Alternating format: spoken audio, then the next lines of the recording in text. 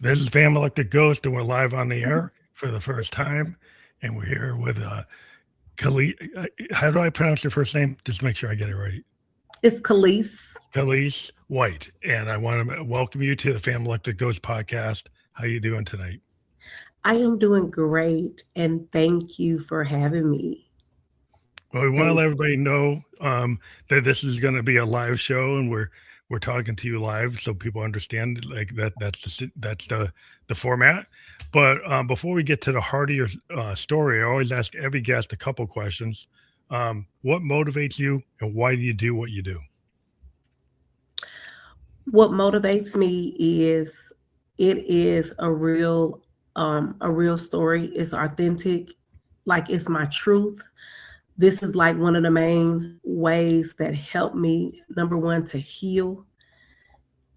And like by me healing, different people do different things in the healing process, like reading, writing, expressing it. So I did a combination of all of it. So that's what helped me get to where I'm at.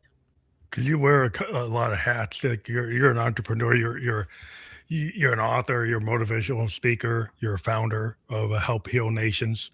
Yes. So So, what made you feel? Because I always talk to creative people, and some folks like they have a hard time with the permission structure to actually write their first book or do their first painting. What made you feel that you were ready to do that?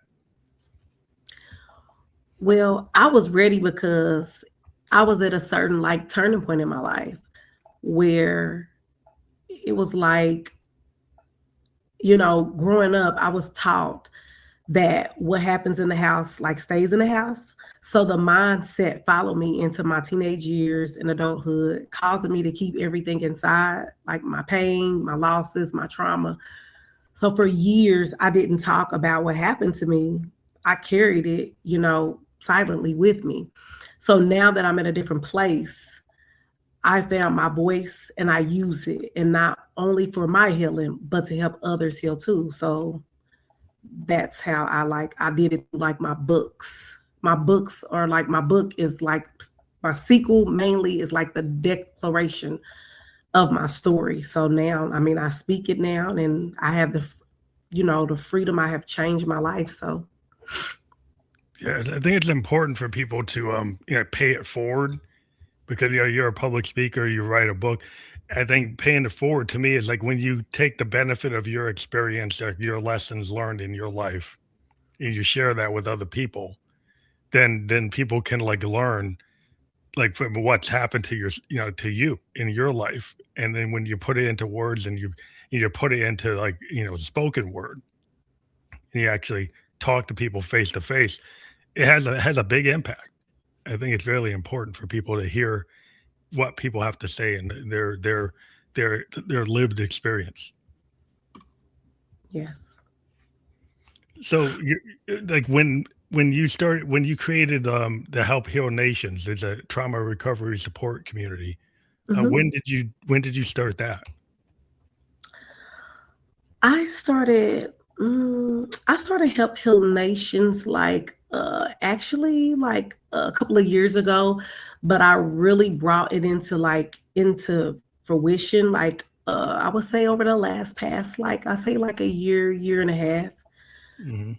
because I've always envisioned myself standing on stages, sharing my story with people across the world. And I knew my healing wasn't meant to stop with me. That's how Help Heal Nations was actually born. Um, I didn't want to just heal myself or people in my hometown. I wanted to heal nations. Wherever I go, I want to bring hope, faith, and transformation. That's my calling. So that's how that came about. I think it's real important because a lot of times, like mental health awareness for some people, like they don't know how to go about it. They might feel shame about it. They might not feel comfortable talking about it. And so once you open the door, when you start to have conversations and you create like judgment-free spaces, because I think a lot of people bring their own filters, like their own, like they hear something and then they go, okay, that's what you mean, and they don't really get to understand what is actually being said. True.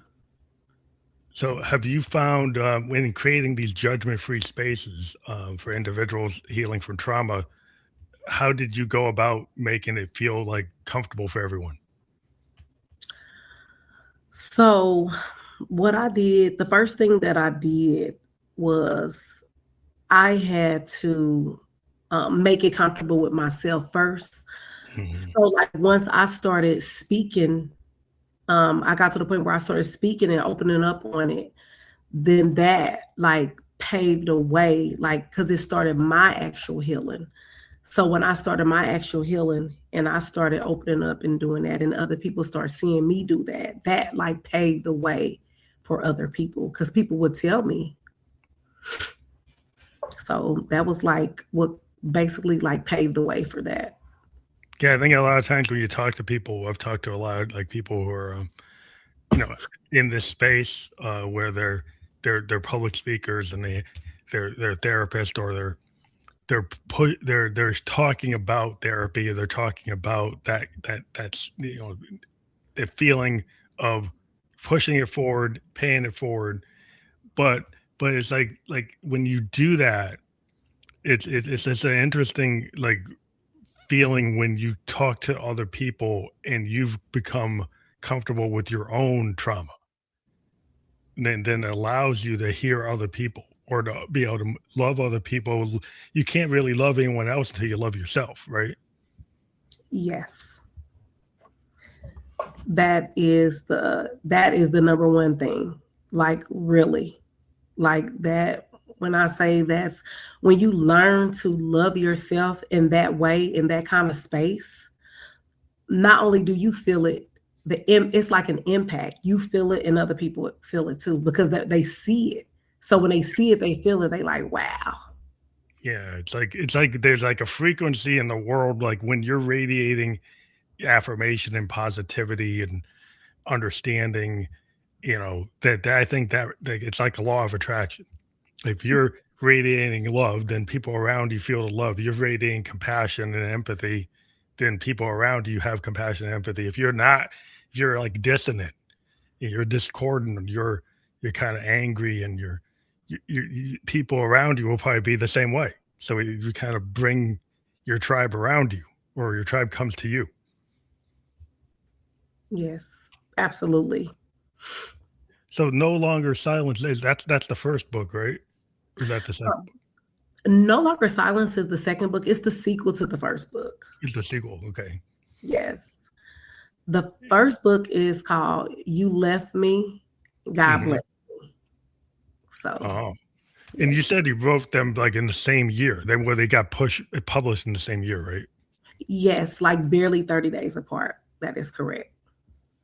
Because you felt like there was a sequel, and yeah, you wanted people to have both of them when you started to like go on your tour, like you're doing this virtual book tour through our show tonight. But you just wanted to have that content at your fingers, so you would when you hit this circuit that you had like your whole I don't know catalog ready.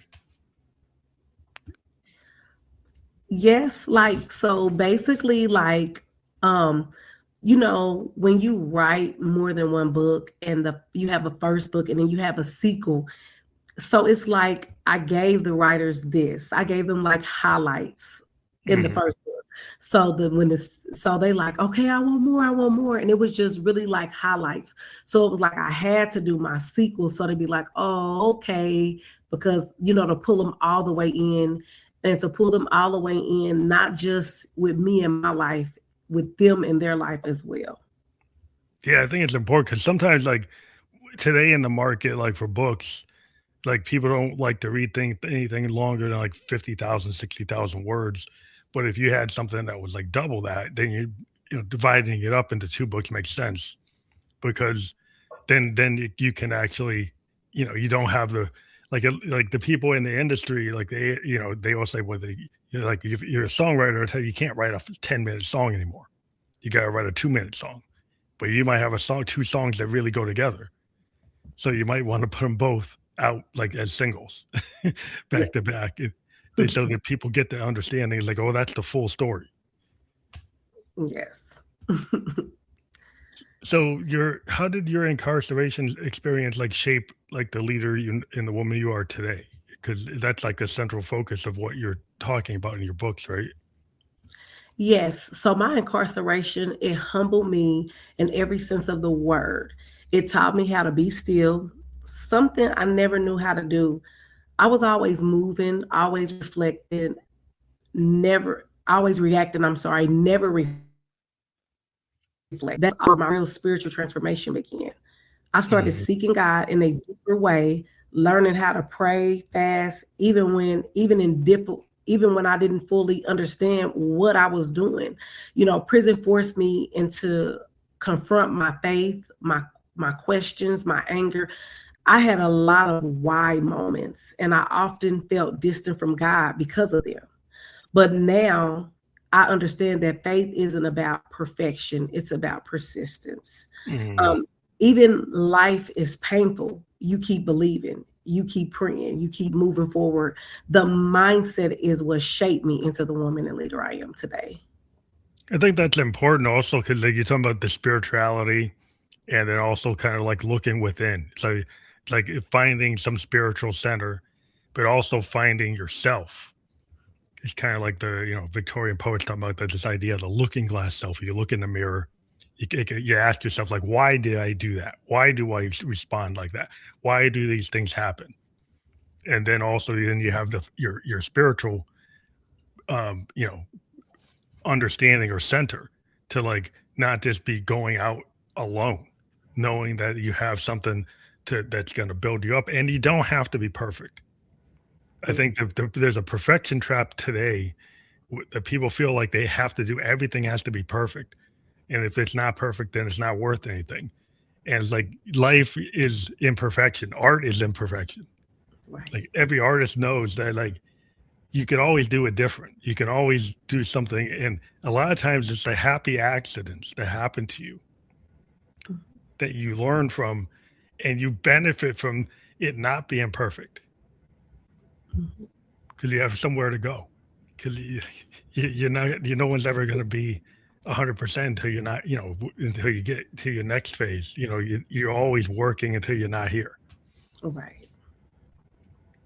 That's true. So healing emotionally and mentally and spiritually, was it something that was like all encompassing? Did you go through phases? How did you have some guidance? So like healing for me begins like every morning. Like instead of grabbing my phone, I start my day like with gratitude. I thank God for my life, my health, my mind, my stability, and everything. That practice grounds me emotionally and mentally. It reminds me that God is involved in my day before anything enters my mind. Spiritually, I read scriptures, I listen to affirmations, or I watch faith-based teachings. It gives me strength before I face the world. Healing isn't about feeling perfect. It's about choosing to push through even on hard days. I strive to be better, to be the better person, a better person, I'm sorry, than I was yesterday, last year, and even 10 years ago, you know. And when people see my transformation, I want them to believe that if I can change, so can they. So, Yeah, I think people need to know it's not over, right? Like some people like to start if you start the day thinking it's over, the right. day's not going to go that well. Nope. So if you have little wins, like everybody wants to go from 0 to 100. Hmm.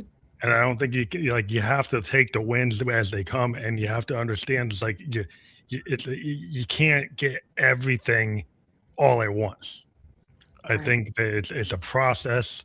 There's a continuum, and I think like when you deal with trauma and shame, you have to admit to yourself, Right. right, that you can try to get beyond. It's always going to be there, right? But you can't be in a bad loop, right? You Right. can't just like get resentful. I think Right. like resentment is really like destructive.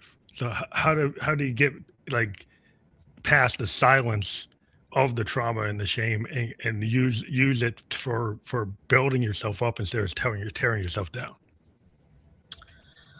So I would say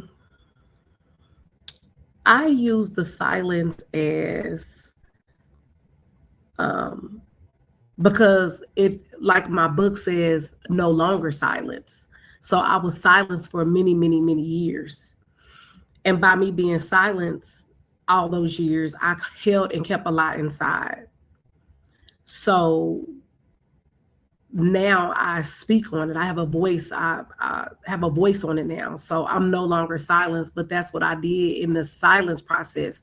I was always transforming, even I didn't even know I was. Mm-hmm. I was getting to this place where I'm at right now, where I'm able to open up and heal and help myself as well as others. Yeah, so it's actually being able to take what's inside and bring it out into the world and actually understand it and tell a story. Yeah. Because I Yeah. think it's like everybody, who you live your life, you tell a story, no matter whether you think you are or not. Like everyday life, when you talk to another human being, you're telling a story. Now, how you want to frame that story can kind of determine the outcome of how things are going to go for you. So it's Right. like you have to learn, like, are you going to tell a story so people are going to come to you and work with you, or are you going to tell a story and people are going to put their back up Right. and then go against you? So how do you kind of is that something that over time you start to say, hey, if I come to the world like this, then this happens. If I come to the world like that, then that happens. Mhm. Yes. Both is true.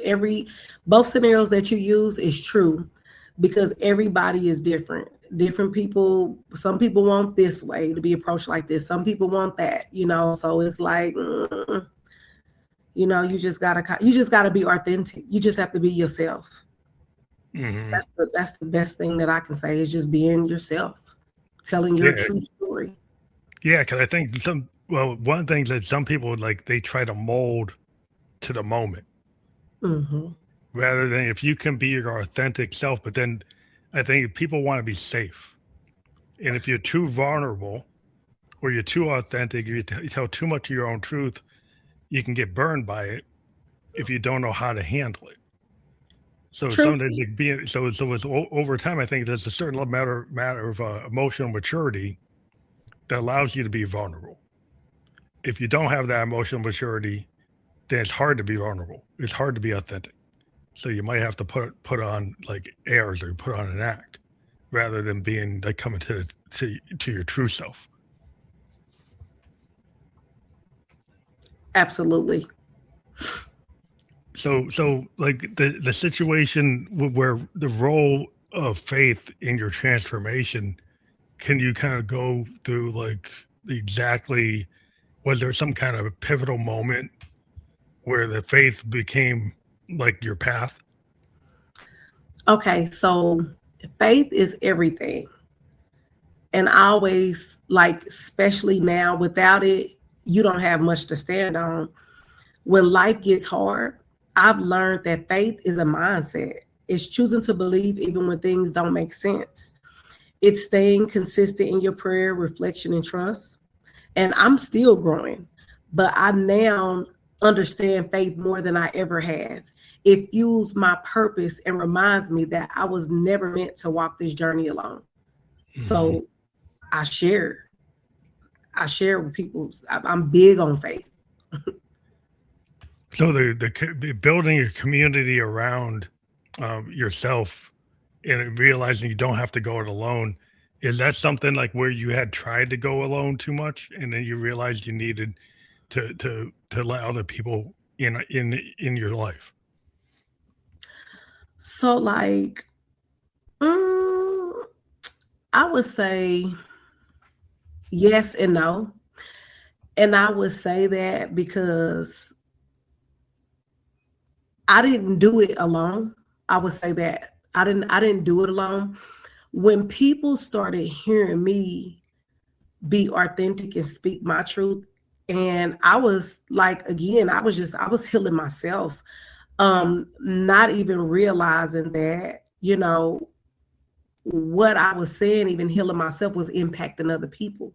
So Hmm. it was getting their attention, and they was like, wow, like they wanted more. They start asking for more, and then that start helping them become brave, like giving them their voice, like, I'm comfortable when I talk to you. Can I talk to you about this, or can I share this? So I built my community off of where people felt safe. I wanted them to feel safe. Like this is your safety zone. This is a safe ground to speak freely and be you and be your authentic self. So I made sure I created amongst all of us. That's why I said I didn't do it by myself. It was amongst all of us. But once they seen me how I was doing it and how I like didn't have any fear and I was giving the truth, it built it, and that's just what they all start doing. So it's all in what you say and how you make people feel in the community. That's what makes it strong. It's interesting also, like you help heal nations. Like you went right to like nations, and you talked earlier about like wanting that to be worldwide. Did it start like where you wanted it to be so like broad, or did you initially want to start within your community, within yourself, or you wanted it to go bigger than that? Like, I've always envisioned myself like, like I was saying before, on a stage. And it wasn't just for like my neighborhood or, people I grew up with. I envisioned myself with on this big stage, like in front of, like it was like the whole world, like, all different ethnics, just people from all over, different Mhm. cultures, different everything. And that's what I envisioned. And I've had that vision for a very long time at a very, very young age. And I've been going for it. And one thing that I can say by me going for it, it's been happening. And I'm saying people from all over the world reaching out. So yes, that's why I say nations, because I believe in all over the world. Yeah, it's interesting today because some folks want to close doors Mhm. versus open doors. People don't want to build walls instead of like breaking down walls. So it's interesting when I hear from people who say, I want to talk to people in around the world, where some people are like, well, I want to go back to like isolationism. There's this mindset today sometimes where people are like, well, I just want to stay within my own like safety zone. Whether it's like I just want to live in this neighborhood, I just want to live in this state. I don't want to go outside my country. I just want to stay in this zone. And like we're all human beings, we all have the same issues. And so like what you're saying, like it actually, resonates with everybody. All of it stems from fear. Like you said, a lot of us want to stay in the States and, stay in this little realm, and me, I want to, I'm saying I want to go all over the world. A lot of it, again, it's just fear. A lot, because it's fear from not being able to really express yourself without being judged. Hmm. you know Again, like you said, even being authentic, you still can't be just 100% authentic, because like you said, what if you say the wrong thing, you're too authentic, Yeah. We have so the kind of situational awareness is important. You know, right. you have to kind of know the audience. It's like you got to read the room. Like this Yeah. old adage, like you don't. Musicians, we do it all the time. It's like like a comedian does it. Like they know if they're gonna bomb, right? Musician, we know if the crowd doesn't like it, so we Right. immediately change. Right. Like, Yeah. but some folks, they keep on reading the teleprompter and it's not working. It's like well, you got to change it because it's not hitting. Right. So it's like at some point you have to like be aware. You can't just be like one track and not be aware like what's going on. You drive it into the ditch. Absolutely. Yes. So rebuilding, like for dealing with pain, because there's all kinds of pain. There's like physical pain, the psychological pain, and when you're rebuilding, that can you speak to like the different types of pain that you would like to address with the people that you talk to? Yes. So like in rebuilding pain, so like in my books that I wrote, um I always like, so like my books, I take readers to through different stages in my life, from like childhood to young motherhood to adulthood. And each chapter presents a real life scenario and it invites the readers to place themselves in my shoes. So I don't just tell my story, I walk readers through how I process my pain. I Mhm. include the affirmations, the reflections, and the spiritual encouragement at the end of each chapter, because I be wanting, like even for women and mothers, I be wanting people to feel seen and not judged. I want them to reflect, heal, and believe that transformation is possible. No matter where they start, it is possible. Yeah, I think a lot of times people don't think they can change.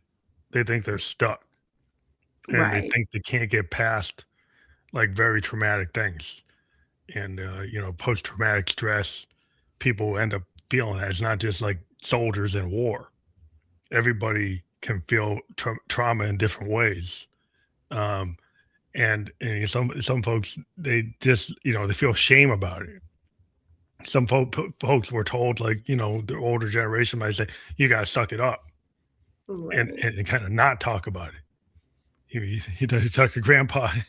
My grandpa was a coal miner. He's like, he was in mine explosions. And he's like, like, you look at people, it's like, well, you suck it up because that's the way it is. It's like, I go in the mine, the mine blows up. I made it through. It's like, you need to deal with it, but you don't need to tell me about it.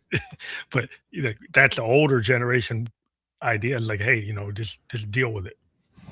But we kind of got to a point where it's like, well, that doesn't work. Maybe it worked for grandpa, but it doesn't work for us.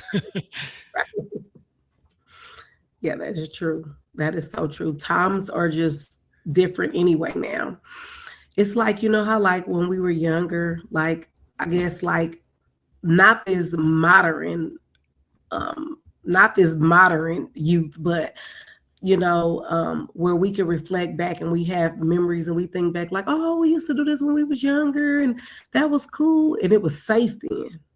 Times is so different now. It's a lot of stuff is not safe at all.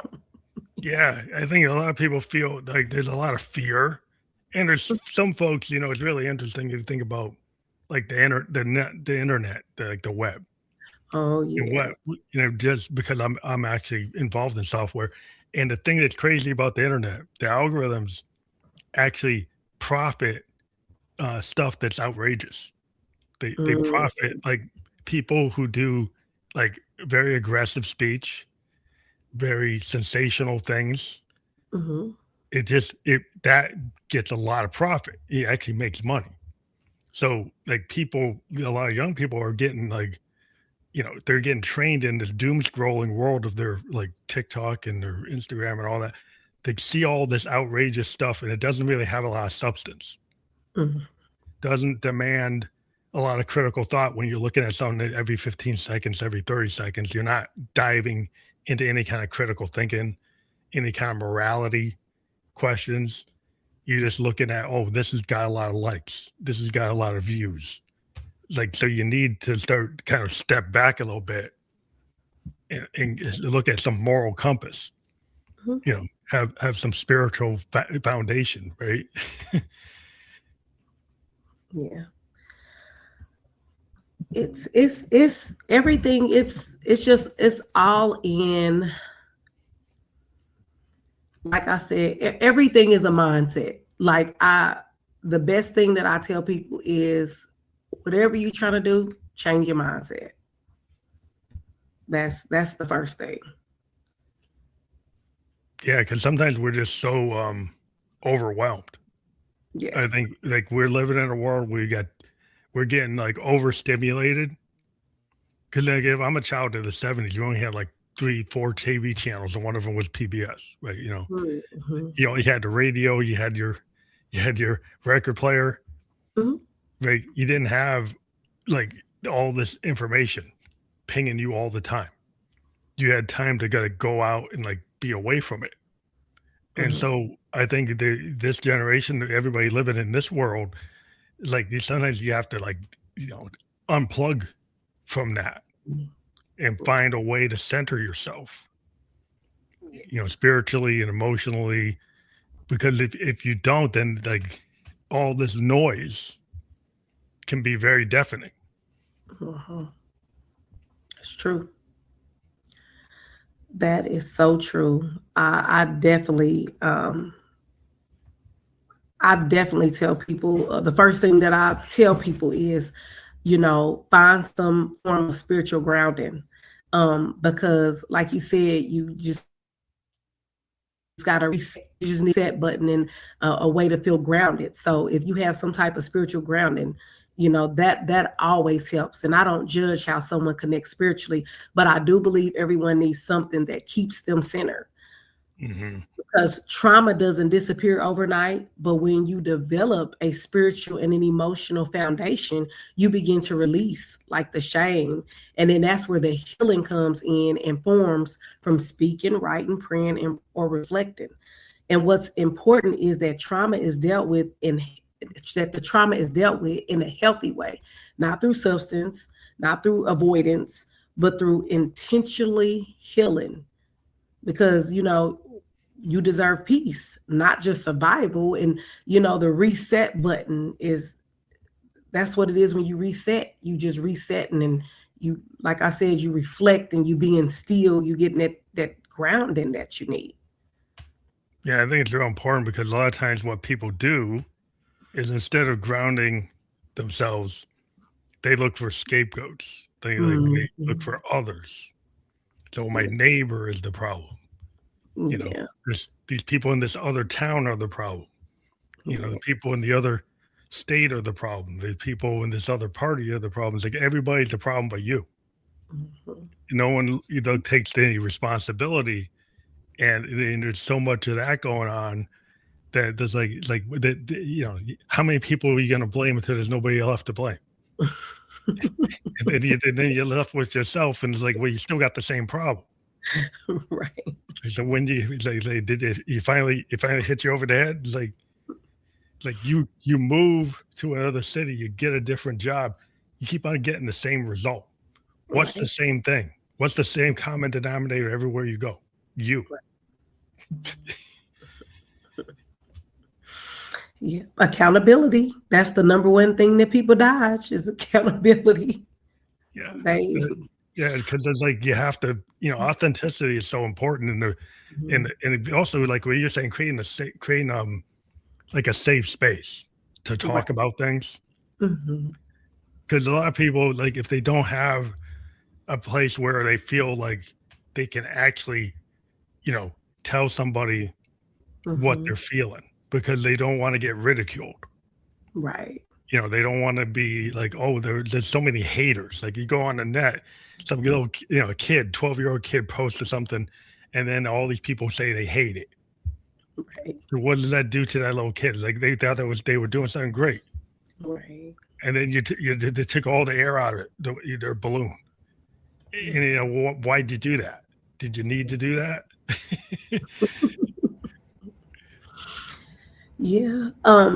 I feel like there's not enough safe places that's created. I feel like that it should be more community-based things where it actually helps people be able to open up and get to that safe place, because that would keep a lot of the mental illnesses down and people just snapping and taking their mindset to a whole different mind state. So I just feel like um community and safe places and healing, that is very important, especially nowadays. It's like mental health is just like at its most highest that it's ever been, it seems. Yeah, that's the always thing. The interesting thing to me is like, yeah, if you get healthcare through your job, Mhm. and then you go to use your mental health benefit, and they limit it. Like if I'm a Mhm. diabetic, they don't limit my insulin. They Mhm. don't tell me I can only get 12 insulin shots. That's all I can get. Like they don't say you go for mental health. Sometimes you get plans that say they only can give you 12 visits. Mhm. Yes, that's How's true. that gonna is 12 visits gonna do it? Like, why don't you actually like give me enough visits to solve my problem? Right. It's, Right. it's like they don't think of it as significant as heart disease or diabetes or cancer, but it is. Mhm. Like you can die. Yes.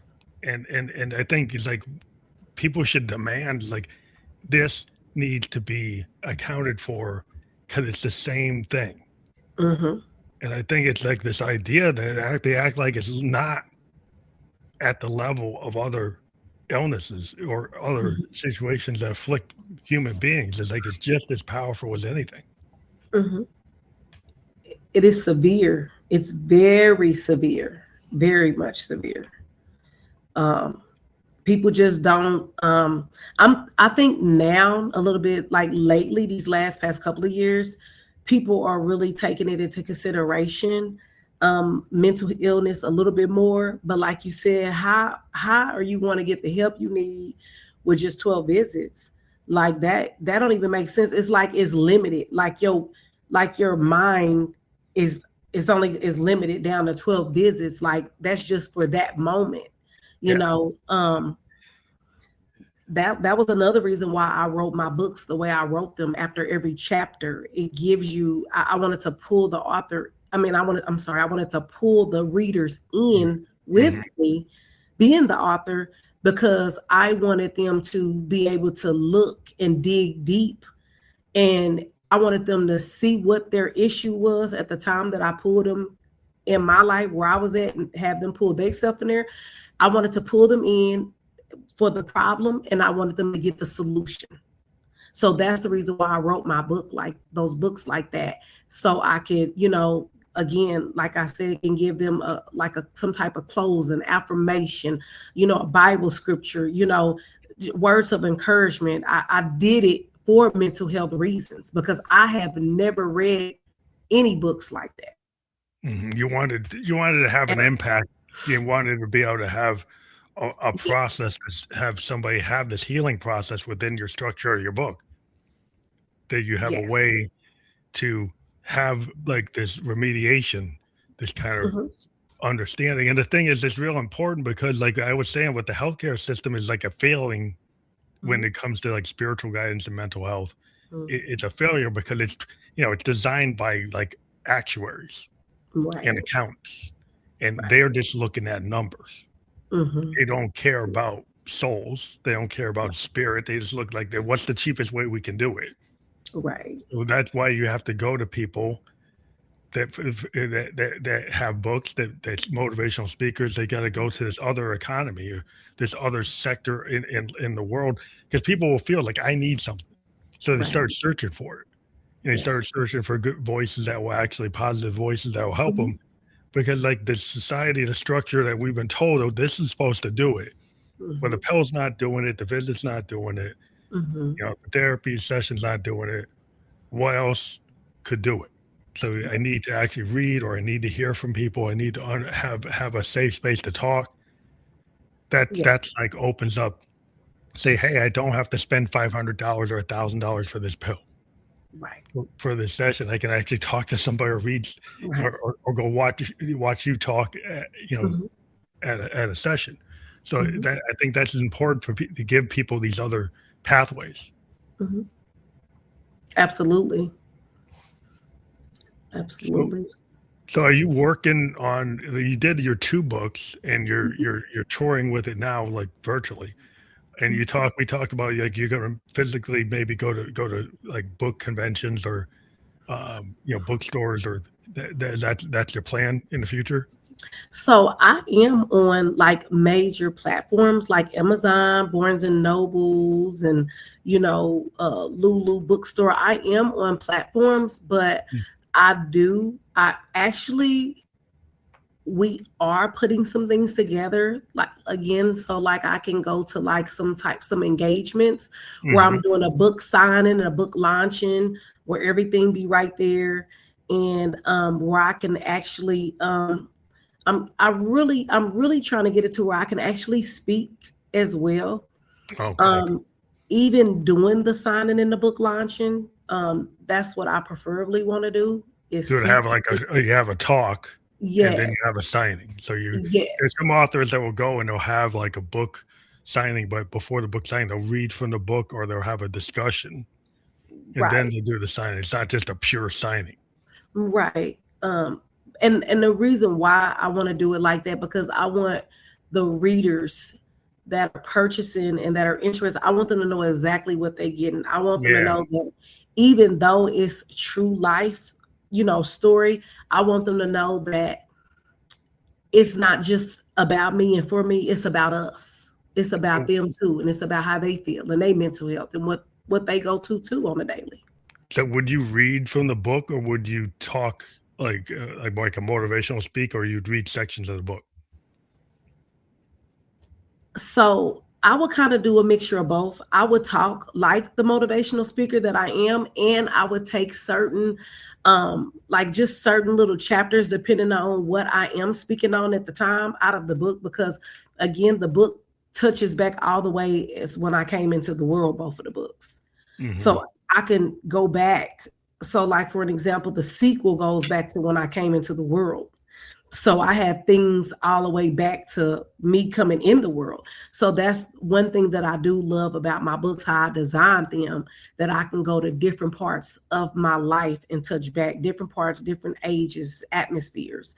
Hmm. So just depending on what I'm speaking about at that particular time, I can always go back and touch back, because again, it's about different parts of my life. So I can read certain chapters out of there. Yeah, life is like well, life happens sequentially, but like our memory can bounce around, you know, Yes. in based on where what point you are in your life. You go to this point, you go to that point to emphasize like a point. So you might go backwards. It's like in a film. Sometimes you have Right. flashback, and it's only Right. flash forward. You kind of move in multiple sequences, Right. within books. But you is this a book available? Are your books available as audiobooks too? They in the process of going audio is Okay. something, like by the holidays just passing by, oh my goodness. And by me getting them published and on the platforms and all of that, everything like with Amazon and Barnes and Nobles, far as in those areas, have been behind. So I am working on that. So Mhm. it was like a whole big thing, because I ordered books in bulk. And Okay. actually, this week, I'm just now receiving orders all the way from December the 1st. Oh, so So, they're running behind. yes, they running very behind. So, I know that the paperback, the hardback, and the ebooks are available right now. Mhm. Yeah, the And ebooks would be immediately available. The hard copies yes, are like they have to get to the publishing printing presses. They have to actually go do it. yes. That's a process. But all of those are available on there. It's just that, again, like I said, the audiobooks is just a little bit more time because of the delay and everything. And when I say it was, oh my goodness, like even me going places and trying to book and go here and go there and trying to actually take my books, ordering the books and waiting on Amazon and the companies to send them, Yeah. it didn't turn out the right way what I expected. But But I you're have them now. but now things are getting to the right point. You got your supply now. Yes, I do. I have Oh, my first supply. I don't have my sequels yet. I'm still waiting on them to come. oh, So, you have the first book. yes, the first books I do have now. The second books I'm still waiting, because again, the first books it took almost what 7 weeks, Oh, six wow. and a half, 7 weeks for me to get those. So, Yeah, the supply chains, well, the systems today are so like I just put out like a vinyl record, and it took a mhm, little while because mhm, there's only so many places that actually still press vinyl, mhm, and now vinyl is getting to be big again because the kids have figured out that they actually like physical. mhm, It's like with a book. There are some readers that want a physical book because that's what they want. There's some readers that are cool with the Kindle. mhm. Right. When there's other, there's like some people they only want to hear an audiobook because they're so Right, busy they can't read a book. right, So you got different type of readers right, that have want different things. right. That's true. That's But it's true. interesting. You just like, okay, well, let's figure out what the market is and give them everything they want. Right. I'm trying to give them everything they want. I'm trying to give them the mental health. I'm trying to give them the paper, the ebook, the audio. I'm trying to give them the Yeah. combination Well, of it's like everything. a business, like you said. It's like you gotta operate. When you're an author, like artists, sometimes writers, we're artists, right? They Right. you have your artist mind like when you're writing a book, like Hmm. you're in the art mind. And Hmm. then once you get it done, it's like, whoa, now I got to get into a business mind. Now I Right. got to get into like, how do we do the PR? How do we Right. do the marketing? Like, how do we do the booking? Because Right. like when you're musicians, like oh, you put the record, like you need a booker if you want to get a show. Right. Yeah, get a guy to get you in the club. Like Absolutely. if you don't have that booker, you don't get there. No, you don't. You absolutely don't get there. You're going to be pretty lost. Yeah. So is that the whole like how did that come about? Did you realize you needed to have all the apparatus for that? Like far as the books. Yeah, like getting like getting your book published. There's a whole process for that, Yes. and then there's a whole process for like booking to get on like a podcast, to get on a radio, to get on TV. If you want to go on TV, there's a whole process for that. There's a whole lot of things you have to go through. So did you like get a managers and management and stuff like that? Yes, I am blessed and thankful for my manager. She has been wonderful because without her, again, what I just said would be lost because it definitely is a process. Everything is a process. Getting the books published is a process. Getting it on platforms is a process. Getting bookings is a process. Everything is a process, and it's like a formula, you Hmm. know, that has to happen first. That's the best way I can describe it. And if you don't have that formula, you're kind of like all over the place because I was at a point. So again, that's why I'm grateful and thankful for the manager that I have. She is wonderful. She keeps me on my toes with all the formulas and in order that they Yeah, it's always supposed like, to be. every artist, we're always thanking our So producer, we're thanking our management, thanking our booking agency. It's like yes, anytime you go, it's like, yeah, I gotta thank my A&R guy that got my on to get you on the radio. But that's what you have to do because it's mhm, not it will just stay inside, it will just stay inside my house if I right, don't do that. If right, you're sitting there, like I got all this stuff sitting in my closet. Like right, I gotta get those out on the street. right. Yeah, it's definitely it's definitely different jobs, like I said, as an entrepreneur and as an author, as a speaker, all of those are different fields, different things, even though they all have one thing in common, which is the main thing is communicating. But at the same time, you still need your managers, you still need your marketing, you still need this because without all of that, like I said again, it goes back to the formula. Without all of the whole formula, you can have all those things and you'll just have them. Like you can just have a book on Amazon. Yeah, Okay, but is the book getting any sales? Is it getting any traction? Are you getting any interview? Like yeah, it's a formula. yeah, yeah. They probably are. Like an artist, like sometimes like you can sit there and write 10 books, but you can't if you can't get them on the shelf. You're just writing books and they're not going anywhere. It's like musicians, like you write thousands of songs. It's like you gotta get that one song to hit. right, And so sometimes you gotta slow down. It's like I don't need to write 10 more songs. I need to actually work on this song getting pushed out. right. Yes. But Yeah. like what one thing I always ask every guest is like, what are three things about you that you think people would be surprised to know? Well, first off, I'm authentic. I speak my truth as much as I can, and I'm honest and I'm open, you know. You don't really get a lot of that, and that comes from just being authentic. A lot of things are scripted, but when it's true, when it's a true story, when it's true, I mean, it's real. It's real things, it's real stages, it's real action.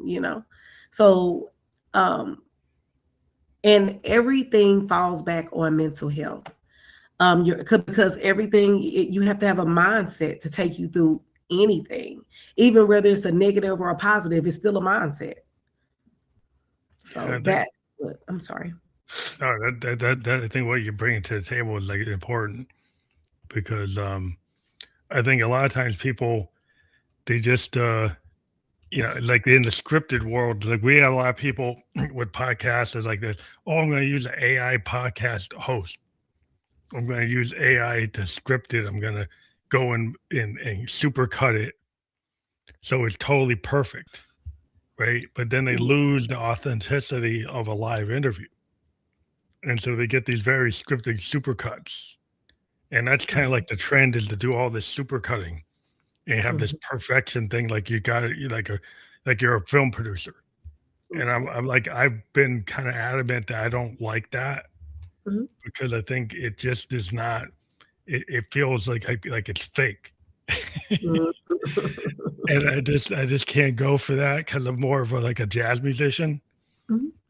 So I like improvisation. I like happy accidents. I like things that are fresh and real. So if I'm talking to somebody, I want to capture their real. That I don't want to say, well, let's do take 3, take 5. Let's try to get that perfect. Like, no, I'm not trying to do like a film.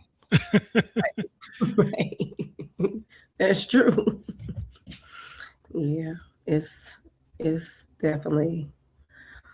Whew, everything is definitely. Again, like I tell people, when like I said, mindset is everything. That I mean, it seems like that's like just part of the book of life, you know. So one thing I want to think about, like you did 2 books. Are you thinking about doing a 3rd or 4th book? So yes, I have thought about working on the 3rd book, and actually, I've been like doing my little cheat sheets and notes and different things like, oh, this will go good in the book, in the 3rd book. And, because like I said, again, I'm still in transformation mode, you know. I don't try to make it seem like everything that I'm speaking about, of course it's past tense because it's not like happening right now, but it's still, I'm still transforming. I'm still going through, you know. So I just want people to know that, healing is a process.